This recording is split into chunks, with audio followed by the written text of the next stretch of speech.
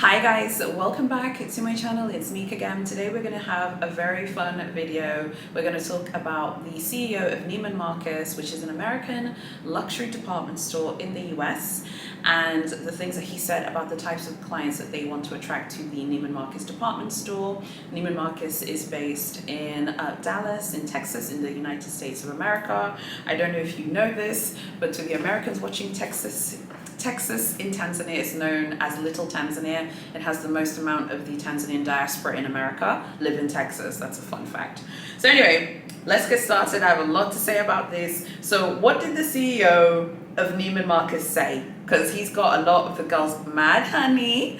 Okay, the girls are angry at the CEO of Neiman Marcus. I'm not angry, and I'll tell you why. But here we go. So this is from retailwire.com. I'll link the article so you can read it. Jeffrey Van Romdonk. Yeah, I think that's his name.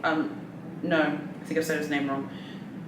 Geoffroy Van Romdonk, the CEO of Neiman Marcus, said in a Fortune interview earlier this month that the retailer plans to focus on the top 2% of its customers that make up 40% of its sales, those customers being the wealthiest.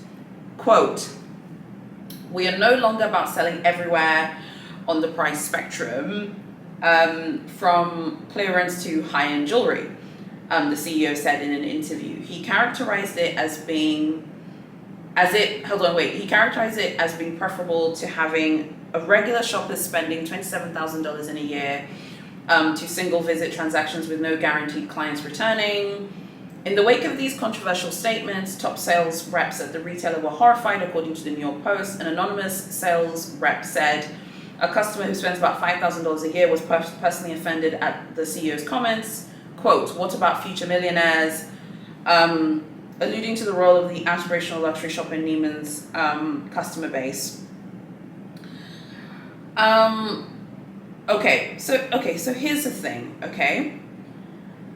I think that what people need to kind of see and understand is that it's not a personal attack against you, okay? If you're not in the $27,000 a year spend for Neiman Marcus, that doesn't mean you're not fabulous and brilliant and you're not valued. But it means that the people spending $27,000 a year are more profitable, and that's a starting point. They're not saying everyone. That's just like the average. Obviously, there are people who are spending $50K, $100K, $200K, $1 million a year at Neiman Marcus. Those people do exist. But they're saying the top 2% are spending an average of more than $27,000. So that's the type of person they're looking to court. If you think about it, it's not even that much money, okay? $27,000 US a year, you need to be spending $2,250 a month at Neiman Marcus to be in their top 2%. Many of you spend way more than $2,000 a month on luxury goods across the spectrum. And by the way, this isn't just luxury fashion. They're saying everything in Neiman Marcus. So they're talking about beauty, skincare, luxury fashion, jewelry, and all the rest of it. Everything basically that's in Neiman Marcus. Okay. Now, okay, so when I first read these comments as well, I've been thinking about them for a while now, because I want to make sure that I come here with like a lot of really interesting things to share. And I want to kind of share the business perspective. When I first started this channel, I would talk more about business and all the rest of it. I want to kind of go back to basics a bit. So I've made a new playlist called The Business of Luxury, and this video will be on that playlist. So I hope that you watch that playlist. If you love business and you love luxury, I think you're going to really like these videos. I'm going to be posting them as often as I can. And something that I have noticed, like myself as being a businesswoman, like the clients who spend the most are the people who have more money. And I think that this is something which is uncomfortable for people to discuss in luxury, because people feel like they're being excluded.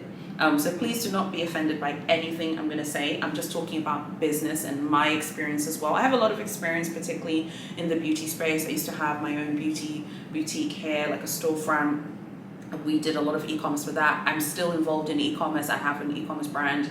I have a media company. I have a marketing company. So I'm kind of trying to do my own, I'm trying to create my own little LVMH myself, my own little Kering. I'm trying to do that for myself here in Tanzania. I have big goals and ambitions. So whenever I read business stuff, I'm always really excited about it. And you can see my passion. I can't wait to tell you my thoughts and stuff. So I can really empathize with the CEO of Neiman Marcus here, because it's not meant to be offensive. So when people get upset, you're not supposed to be upset. You're supposed to understand the business decision.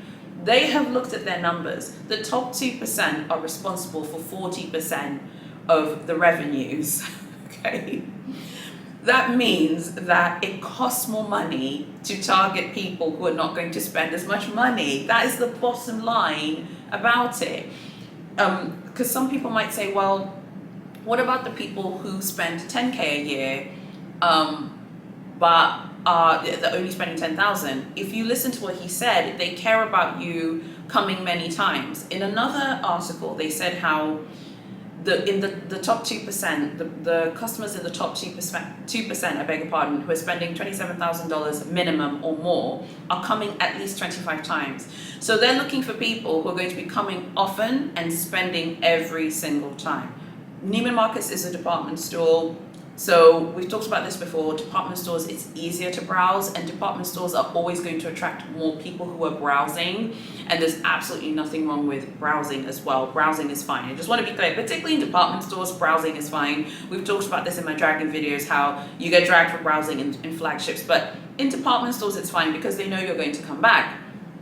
If you think about it though, it makes sense to focus on the people who are more profitable, and it doesn't cost the company as much money to focus on those accounts. They're looking at their customer base, and they're looking at their customer profiles, and they're seeing that the people who are coming and spending $27,000 a year are maybe shopping across all categories. Maybe someone's coming with their partner. You know, this is something which I wanted to say as well. If you have, you know, your husband or your boyfriend, you know, you should take them with you if these types of things are important to you. Like, let's say, you know, you want to build your profile at Neiman Marcus, or you want to have a big profile at Harrods or at Chanel or Big H, you should take your partner. Obviously, you know, Hermes would be, because Hermes have menswear, Chanel do not have menswear, but still, you know what I'm saying. You should take your partner, you know, to Hermes, or you should take them to Bottega Veneta and Big Gucci and places like that, because you can boost your profile with your partner's spend. Obviously, if your partner likes the brand or likes the department store.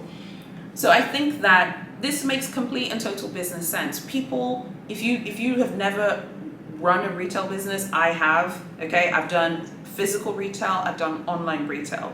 Retail is very, very difficult to run, and it's very, very, very hard to do very, very well.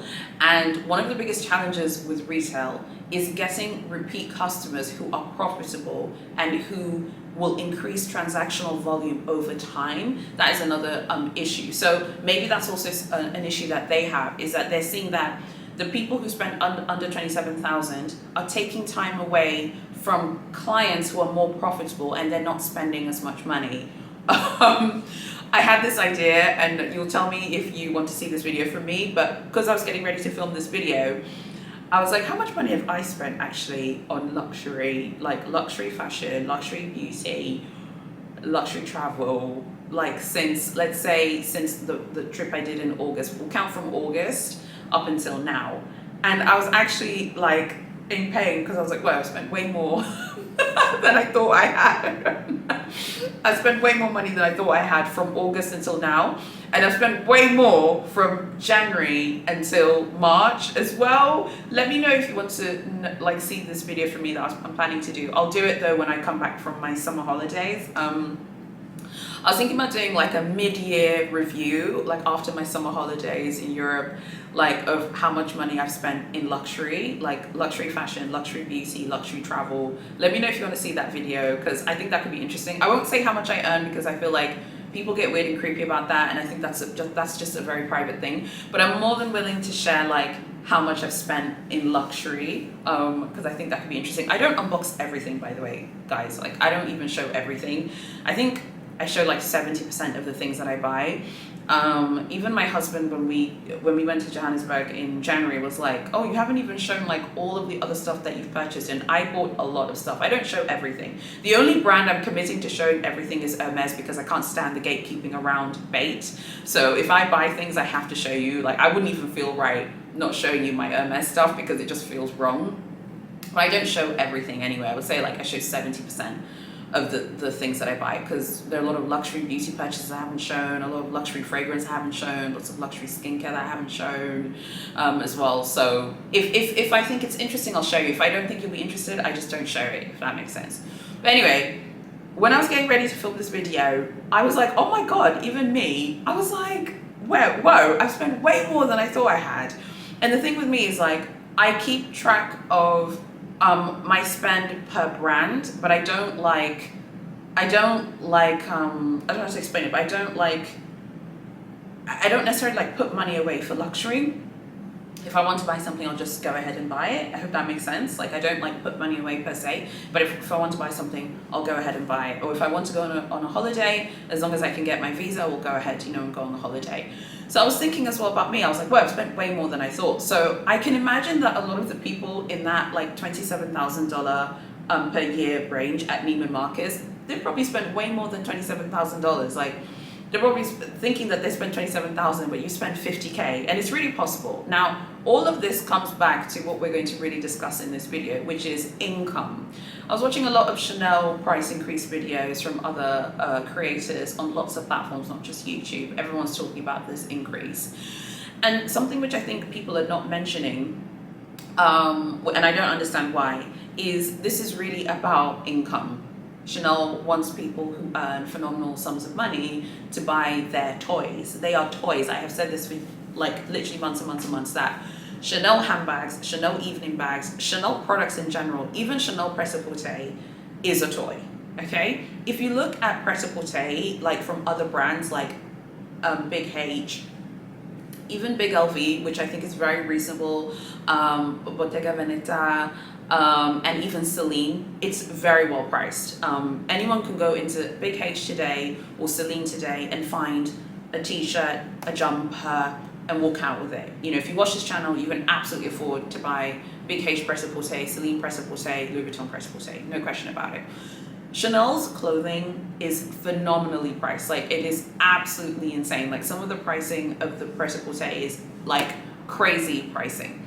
So I think that this is all about income. Neiman Marcus can see that the people who have that net worth of $1 million are spending more money than people who don't, which, kind of makes sense, if you think about it. I understand why, like, the New York Post was saying that, the sales executives are upset at the comments because they seem harsh, but they're not harsh from a business point of view. A business's job is to make revenues, be profitable, and return profits to shareholders. That's it. Okay. As far as I'm aware, Neiman Marcus is privately held, but Neiman Marcus will have people who, within that private management of Neiman Marcus, who want bonuses and want dividends, and obviously employees who are also waiting for commissions and wages and all the rest of it. And that is the absolute premise of a business. A business exists to generate revenue or turnover, create profits, return profits to shareholders. That is what a business exists to do. It does not exist, sorry I hate to say this, but it doesn't exist to necessarily make people feel better. Businesses are not charities. It's not a philanthropic thing. It exists to make money. That is it. Neiman Marcus did, I think the numbers for last year was $5 billion US.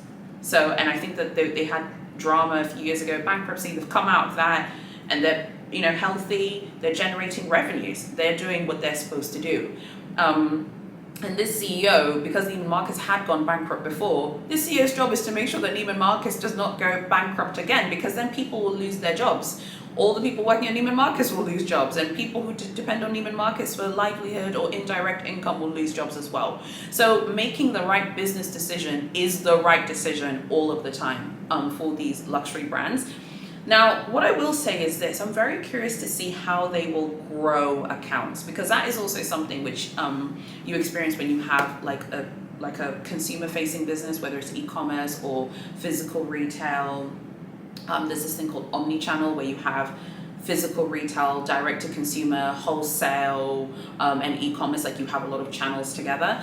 Like, I'm very curious to see how they're going to grow accounts. Like, someone who's spending $10,000 a year at Neiman Marcus last year, how can they get that person to add another 17,000 this year? How can they get people who are spending 27,000, who are their target top 2%, to spend 37,000, 47,000, 57,000? A lot of this obviously is about how much money people earn. And before you moan and say, oh, because I've seen a lot of people are saying this at the moment, particularly about the Chanel increase, but we'll use it for Neiman Marcus as well. A lot of people are saying that, you know, Chanel relies on, you know, the purchases of people who are not necessarily super wealthy in order to make their massive numbers and things like that. Or Chanel relies on, you know, Chanel basically doesn't just rely on people who are hideously wealthy or super rich or whatever. I think that's actually kind of missing the point, because if you're following like what Chanel is doing at the moment, and I'll wait for Chanel's results to do my the business of Chanel, because I have that video coming. When they do their results, I will cover it as well, because I have a Louis Vuitton like business video coming too. But if you look at like what Chanel is actually doing, like Chanel is really, even though their beauty business is very profitable and it's a huge like portion of their revenue, they really want to find like the top 1% of the world to just shop at Chanel at the end of the day. They relaunched their Place Vendôme high jewelry boutique that sells phenomenally priced high jewelry, like even more expensive than Cartier fine jewelry and Bulgari, arguably two of the best and biggest names in high jewelry. Okay, Big H just put her wig on honey and said, I'm going to compete with you. Their fine jewelry is like really important to them at the moment. They did that relaunch of that watch last year. That was huge. Big C specifically really wants to capture the top 1%, 2%, 3% of luxury consumers, and they want them to shop with that, you know? Some people would say, well, you know, Chanel, that might be what Chanel wants, but the people who shop at Chanel are not like those people, or maybe many people aren't like that. When I was in Paris in December 2021, in January 2022, I didn't see, I think I'm pretty sure it's still there. They had a beauty-only boutique on the Champs-Élysées. It was a Chanel like beauty-only boutique / concession, and it was only selling beauty. I don't know if it's still there, I don't know if it was a pop-up, but it was absolutely there when I was there in December 2021. And I thought that was really interesting. It only sold beauty. And like even people in my dragging videos have reported of poor treatment when they've gone to the Avenue Montaigne or Cambon and asked to buy lipstick. You know, SAs rolled eyes and been really annoyed and angry that beauty clients are coming to the flagship to like request, flagship or the standalones to request beauty products. Don't shoot the messenger. I am just, you know, telling you guys what's happening.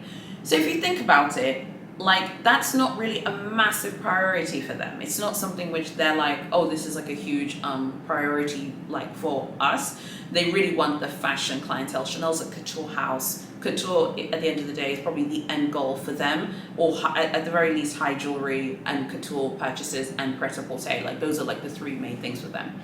So if we then look at the Neiman Marcus like situation, Neiman Marcus is basically mirroring what Chanel and all these other brands are doing. Chanel is doing it, Hermes is doing it. Louis Vuitton has been very blunt in their execution of wanting people who can spend more money.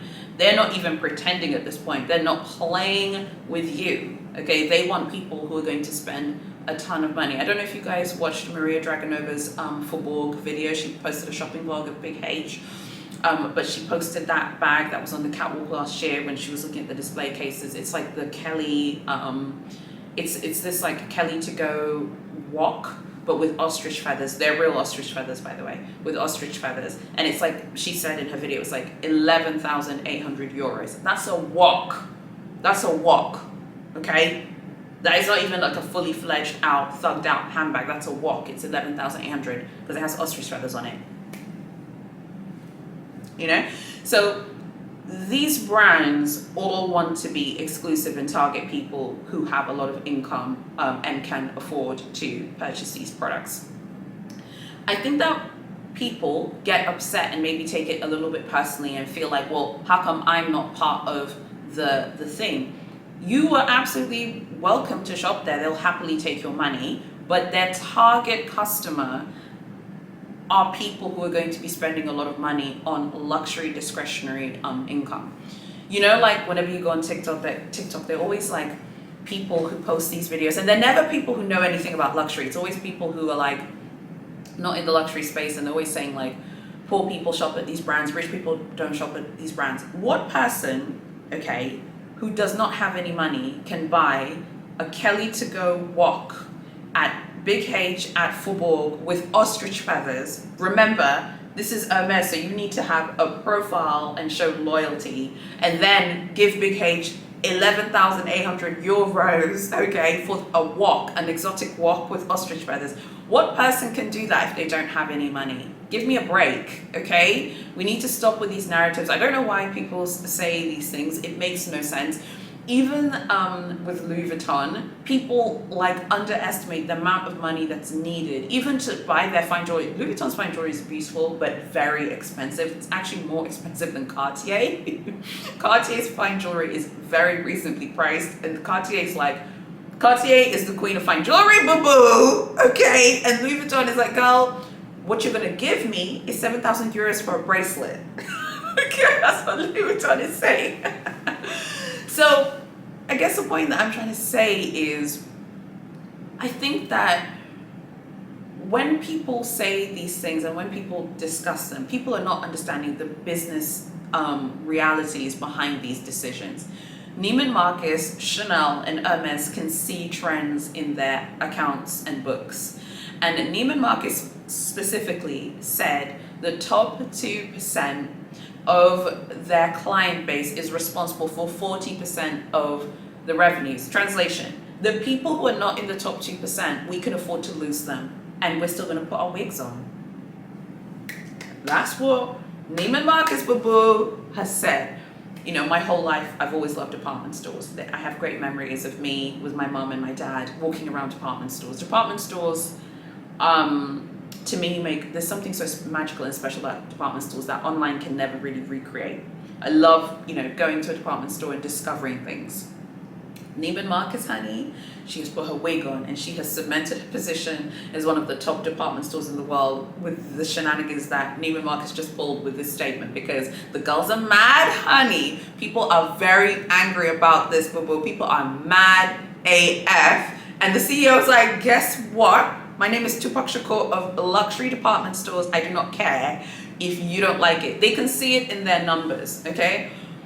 When I had my beauty retail storefront, literally the people who were the most profitable for us when we had the storefront were the people who spent more money per transaction, and broadly speaking, they always tended to earn more money. Even right now, we do a lot of telephone orders because here in Tanzania, people don't trust online shopping. So people will not like pay with their cards online here, but people would rather call you and pay with their mobile wallet. So we get heaps of telephone orders, like my sales team get the calls and stuff.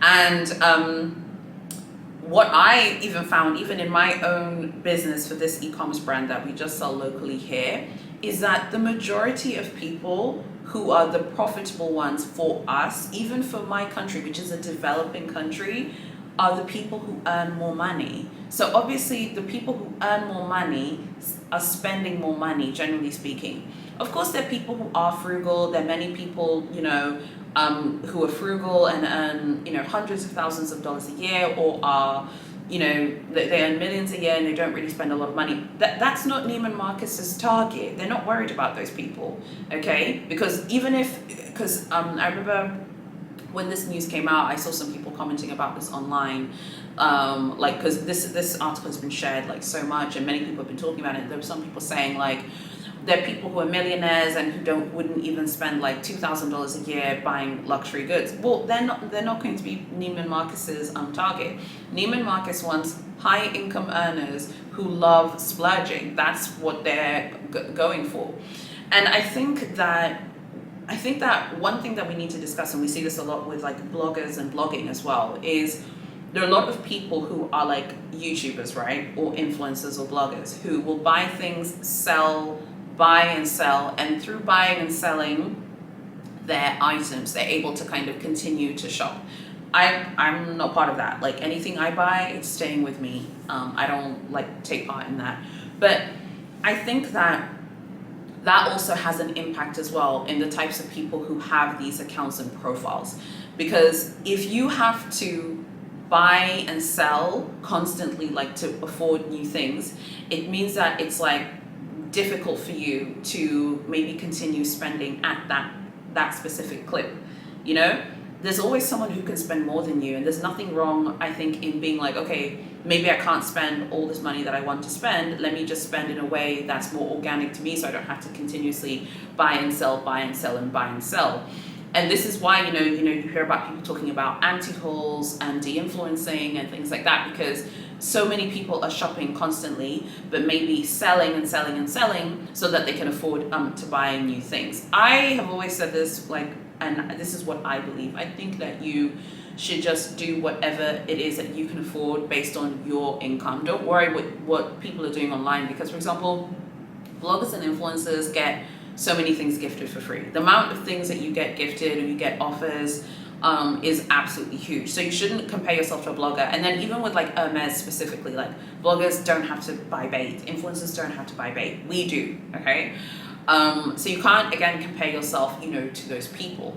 I think that their judgment of the people who can spend $27,000 is basically those people who are spending $27,000 a year are people who have very high incomes, they enjoy splurging at Neiman Marcus, and they are the profitable clients for Neiman Marcus.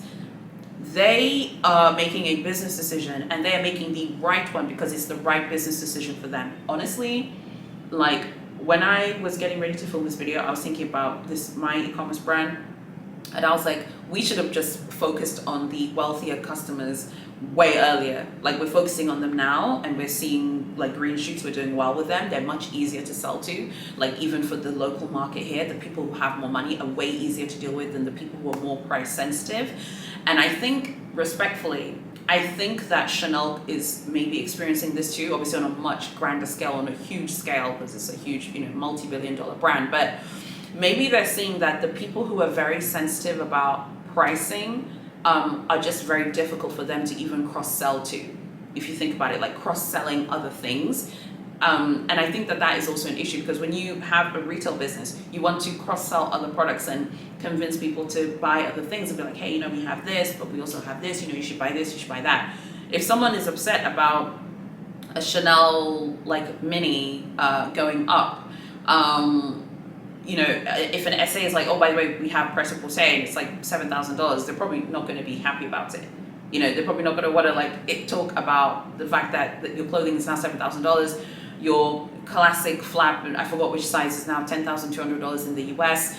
I think that the sensitivity over pricing, but using quality as a shield, is exactly what Chanel wants to get away from. So in the Chanel world, Chanel, I think, is like very in tune with what people are saying. They know what everyone is saying on YouTube and forums and blogs and Facebook groups and all the rest of it. And I think that this is exactly what they want. They want the people who are very upset about the quality comments to go away, so that the people who love the Chanel Maison and the Chanel brand can continue to buy ready-to-wear, fine jewelry, high jewelry, timepieces, handbags, costume jewelry, and all the rest of it. And I think that's where we're going. If we look at the profits and the revenues that all these brands have done, I'm not going to do one on Big H, and it's only because I read Big H's earnings call and I was kind of bored, because it was just what I thought it was going to be. Louis Vuitton's earning call, the LVMH one blew me away. I just didn't even know Big LV was that successful. I knew Big LV was going to put her wig on because she's the #1 luxury brand in the world, honey, but I didn't know she was going to drag everyone through the mud with all the money that she made. So you're going to see my LV video and my Chanel video. But Big H, I forgot exactly, but I think it was 12 billion euros, 13 billion euros, something like that. I'm going to quote in euros because I use euros when I go shopping. And Louis Vuitton did 20 billion euros last year, and Big C is going to report her results I'm willing to bet right now that when Big C reports results in June, I'm willing to bet it's going to be more than 15 billion euros. I'm willing to bet. 15 billion, 14 billion. I'm going to say it now. That is going to be the kind of number, because if Big H did 12, 13 billion euro, something like that, I have to double check exactly what they did, but it was something like that. Big C is going to do more, because Chanel's always going to outsell Hermes, honey. Like Chanel and Hermes are like the mini Kelly and the Kelly Pochette. They're sisters, honey. They're always together, but they're different. You know? Actually, that's the best comparison. Chanel and Hermes are the two mini Kelly bags together, okay? So Chanel is always going to outdo Big H, but Big C is not going to outdo Louis Vuitton. So if Louis Vuitton did 20 billion, Big C will be between Big H and Big LV, you know? And then Neiman Marcus is like, hey girls, I'm your American friend and I did $5 billion last year. I mean, these are phenomenal sums of money that allegedly rich people are not buying and people with money do not buy these things. How is Big H, Big C, Big LV, and Neiman Marcus making billions and billions and billions then? Who is buying all this stuff? Yes, that's right, people with a lot of income. So I think that it makes complete sense business-wise. It is exhausting selling products to clients who are very price sensitive. It is very easy to sell luxury goods at a luxury price point. Obviously, I live in a developing country. I would never dream to compare what a luxury consumer in my country is like, even compared to South Africa, which is very different because there are a lot of luxury brands in South Africa. But even a luxury consumer here, it's still a similar thing, even though the income will be different. It's still similar if you think about it to the Western world, because the effort that the sales executives at Neiman Marcus are using to sell to the people who are going to spend $27,000 a year on their account, they're still spending that same effort to sell to someone who's only going to spend $5,000. They mentioned $5,000. $5,000 is not, is not little money, but to a company that makes $5 billion a year in revenue, that client who spends $5,000, they don't want to give that client attention. Yes, maybe tomorrow that client is going to make a ton of money and be on the Forbes list. That could happen, but they have to do what's right for their business today, and it's such a ruthless, cutthroat world. I don't blame them for wanting to not focus on the people who spend $5K a year, and focus on the people who spend $27,000. Like I said, before you moan, I will tell you what I spend when I come back from my trips in summer. I will say what I've spent in luxury fashion, luxury beauty, luxury travel. I'll tell you like my full spend, like everything I've spent on traveling, luxury fashion and luxury beauty. I've already admitted now that I only show like 70% of everything on here. I don't show everything, but with Hermes I show everything, just because I think it's so wrong to come on YouTube and talk about shopping and Big H and not show what you got from Hermes. Like, it really drives me mad. But with Hermes I show everything. With everything else, like, I show like 70% of the things that I buy, because I shop a lot, I just don't show it. And I'll keep it Gucci. I'll be transparent. Like, when I come back from my summer trips, you'll see, and we'll talk about what I've spent, because I think that will be like from January to like summer, and then we'll be able to look at like exactly how much I've spent and which brands have got the most loyalty from me, which brands haven't got any loyalty. Did I go to department stores? I think that will be very fun, you know.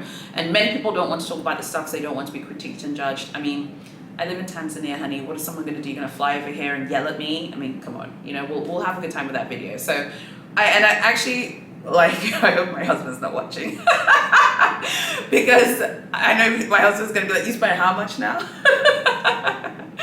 So that will be a fun video. I hope that you'll stick around for that. But the bottom line is, this is a business decision, honey. It is the right decision. I have done retail with a physical storefront. I'm doing e-commerce now alongside other diversified business holdings that I do. Selling to clients who are very sensitive about price is tough. Selling to clients who have lots of income is the dream of anyone who has a retail brand. It is the dream, okay? I want to give an example of a client who fits like the target that we're targeting here in Tanzania. We have this client who, she's married, She's a housewife, and her husband is a very high income earner here in Tanzania. And one day the sales execs were telling me, oh, we've got this client, she's our and the sales execs were like, she's the target client for what we're doing. They were so excited about her. She called in saying that she wanted 2 of our products that we were selling. But she was like, oh, but they're very expensive, but I need to speak to my husband first. And by the way, culturally in Tanzania, women do work, many women work, but many women stay at home, and it is completely normal for many women to stay at home and to raise children and to rely on their husband's income or for like their life as well. It is not taboo here for a woman to be at home and for her husband or boyfriend to pay for everything. It's not taboo. But likewise, there are many women like me who work and are also kind of doing our own thing with our own businesses and our own income as well. It's not taboo though, so I just want to explain that because I don't want anyone to say anything crazy in the comments, because culturally for us, it is completely normal for a woman to be financially supported by her man. That is nothing odd. So when the girls got the call, they were like, okay, cool, you've got to speak to your husband and stuff. And then she spoke to her husband. Her husband was a bit like, oh, it's so expensive, it's so much money. She was ready, to spend that money, honey. And then she was like, oh, my man, she was making a joke like, my man loves me and he buys me anything I want, but it's really expensive. I said, let me speak to him. Okay, I'm the daughter of 2 diplomats, honey. I'm gonna convince him, and you better believe your girl sure did. Okay. He paid for the product. She got her products and she was so happy, and she's like, oh, I'm gonna order more, and she did. She was like the target person that we liked. In business, it's called friction. It was a friction-free transaction. She wanted to spend the money. Her man, supports her and he pays for her things, and it's not, they obviously have an agreement, it's fine. But I think he just wanted to hear from us that we were a legitimate company and that we weren't trying to scam her or anything. And then he paid, she got the products, it was great. So getting those target people, and I remember that day, they were so happy, so excited. The girls were like, oh, that's so great. These are the types of people who we want to attract.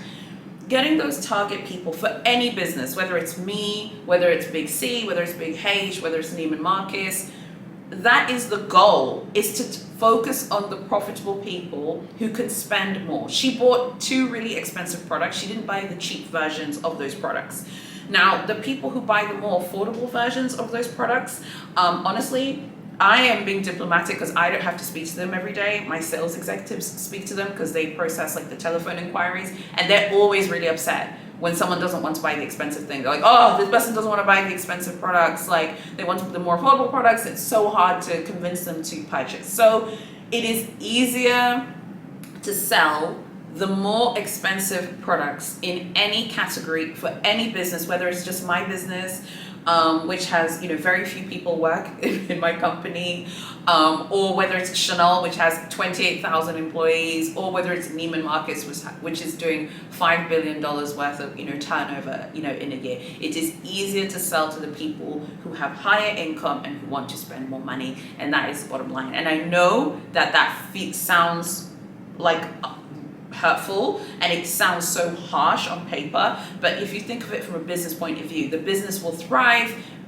employees will have their wages paid, they'll have bonuses paid, they'll get their pensions and all their benefits because the business is profitable and focusing on people who are profitable.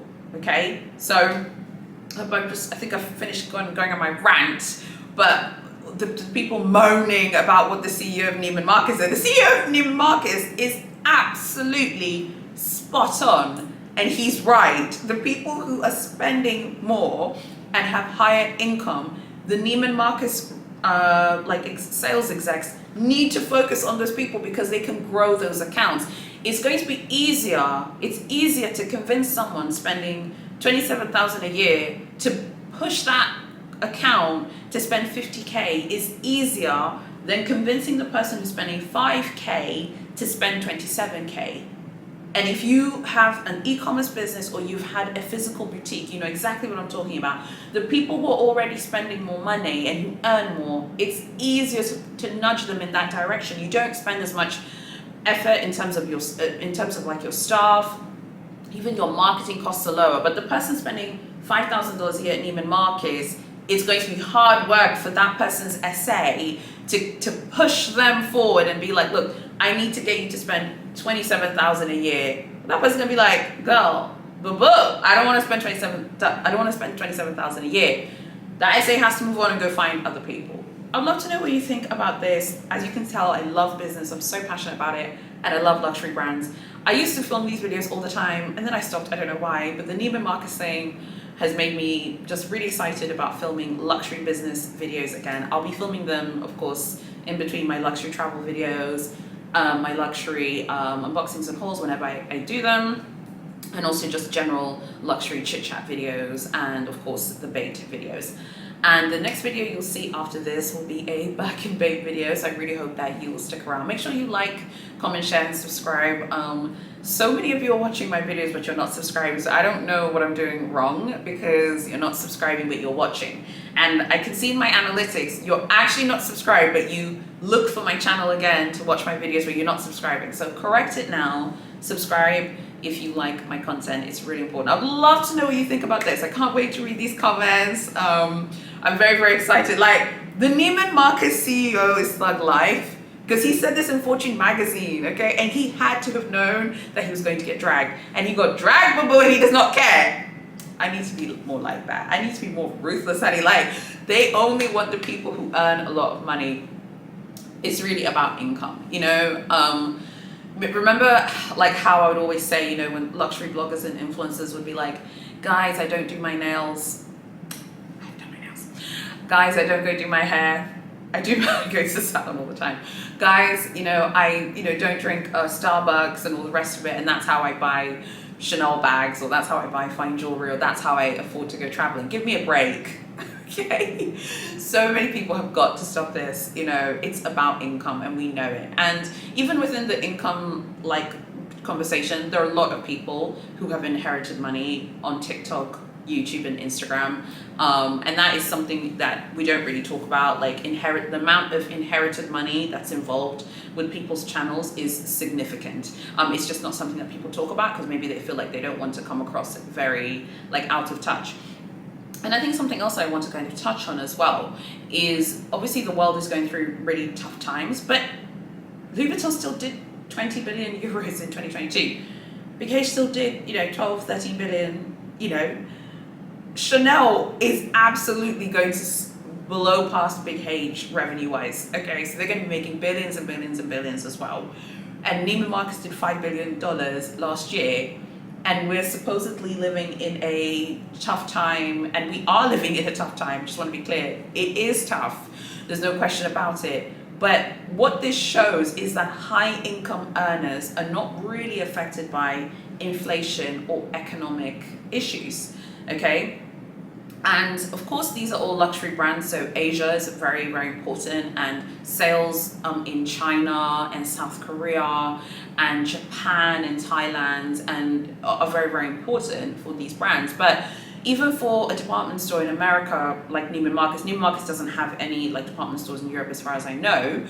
The high income earners are not really affected. They're still shopping, they're still buying. So I think that shows just how much money people are earning. People are earning phenomenal sums of money. Of course, you can't know people's personal finances. They're, generally speaking, when you earn a lot of money, you spend more. That's just normal. Normally that's what happens. You know how you've heard about people who maybe earn X amount and they earn a lot, but they are broke and they can't meet obligations. That happens as well. But the people who are the high income earners are the ones who are really pushing revenues forward for these brands. There's no question that you can still shop at Louis Vuitton if you're not, if you don't have $1 million in net worth. Of course, there are people shopping at Louis Vuitton who don't have $1 million in net worth, and that's fine.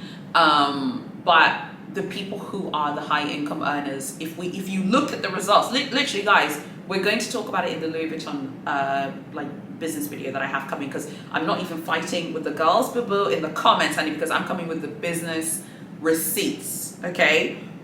If 2% of Neiman Marcus's client base are having net worth of $1 million minimum, that's the minimum net worth. They're not saying every single person has $1 million net worth. They're saying the minimum is $1 million. They probably have multi-million dollar net worths, okay?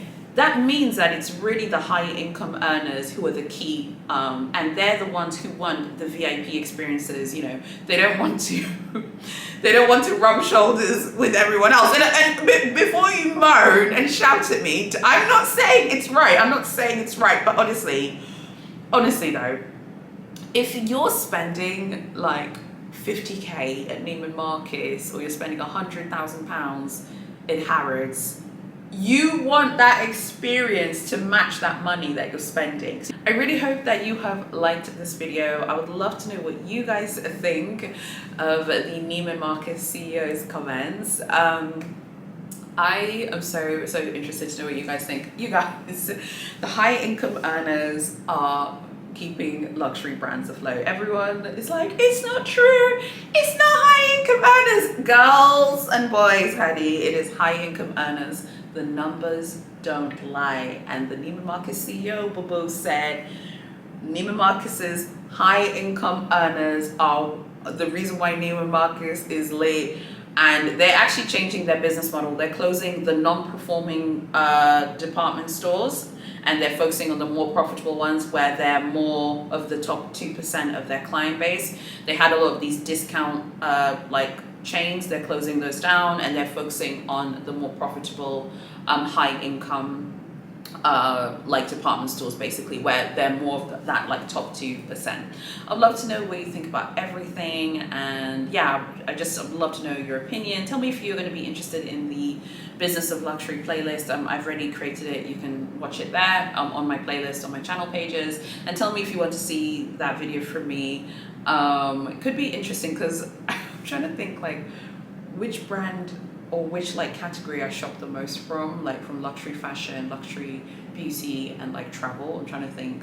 So after my summer trips, I'll film that video, and hopefully we'll not get hate for it. But I think it can be interesting because I find information interesting. I like sharing information, and I think sharing is really important because we learn more. And it's not to boast or to brag. There are people who spend way more than me and who don't post about it, and there are people who spend way more than me and who do post about it. So it's not about like showing off. I think it could just be really interesting, and then we could see which brands get my loyalty, which category gets my loyalty, which one doesn't. Okay, anyway, I'd love to know what you think about the Neiman Marcus drama. Neiman Marcus CEO getting dragged. The Neiman Marcus CEO listens to Tupac, honey, because he had to have known what he was saying in Fortune magazine was going to get him dragged, and I kind of have to respect that. I respect someone who does not care. Thank you so much for watching, and I'll see you very soon in my next video.